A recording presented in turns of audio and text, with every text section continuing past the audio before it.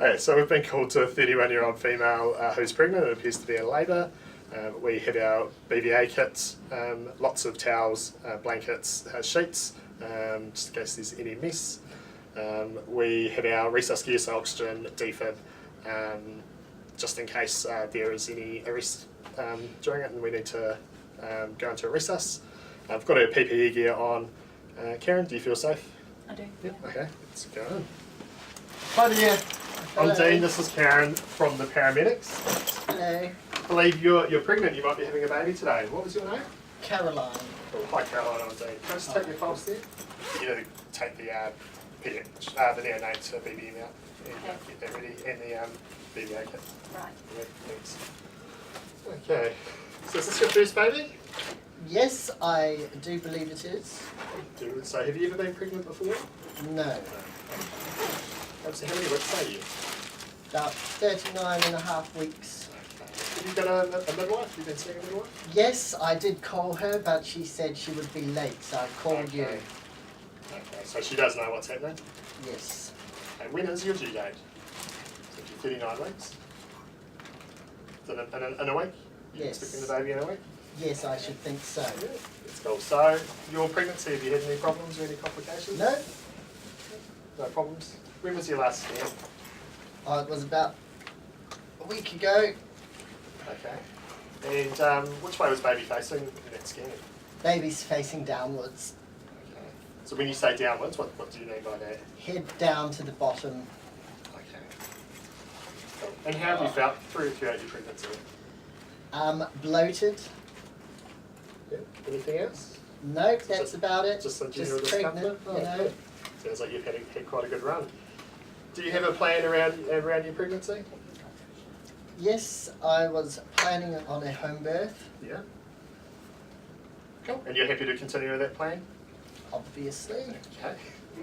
Okay. So your contractions, how far apart are they at the moment?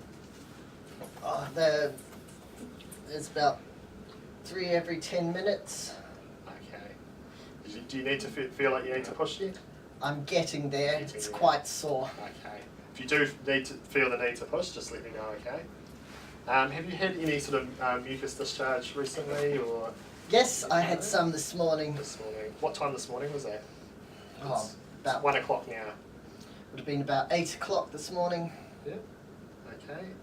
And what about your water? Have your waters broken at all? Yes, yes. And how long ago was that? Oh, probably about 11 o'clock. About 11 o'clock? Yes. Okay. And what colour was that, did you say? Oh, it was a sort of pale yellow. Okay. Cool. So how are those contractions feeling now? Yes, they're winding up there a bit. Yeah. 130/80 Oh. and heart rate with 105. Okay, cool. So do you feel like you need to push, do you? Oh, getting there, yes. Okay. So you do. I'm just going to have a quick look. Is that okay? Yes, that's fine. Okay. Knock yourself because, out. Because you feel like you need to push, you might be crowning. So we'll just have a look. Okay. So if you do need to push, we'll start. Okay, How are those contractions? yes. Ah! Ah! So I've been applying pressure to the perineum, sorry. Yeah. Ah!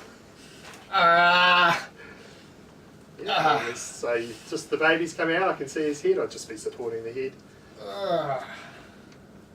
You're doing really well. Thanks. Can you give me a certificate? We'll see how we go. Ah! Oh, you're almost there, keep going. Ah! Oh, great. Thanks, Karen. Thank God it's So I'd be immediately stimulating the baby.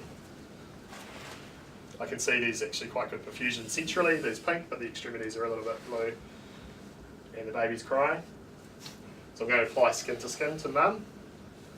Here's your baby. Have you got a name yet? Karen, can you just take a heart rate of the baby there? And I'll be doing an APGAR, so pink centrally, a little bit of blueness on the peripheries. What's that heart rate looking like?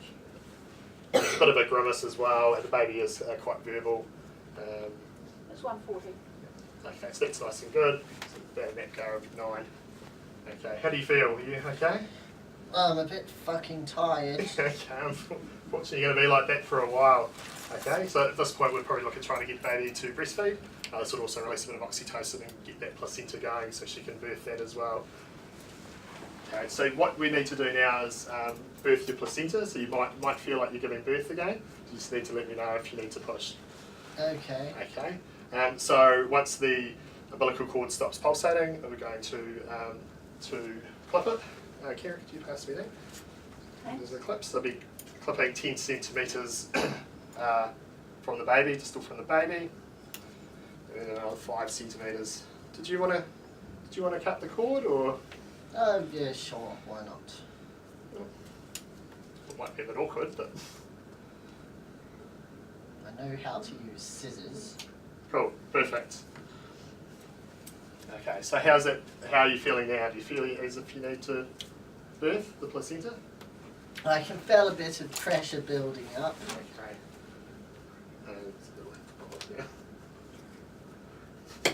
Oh. Cool.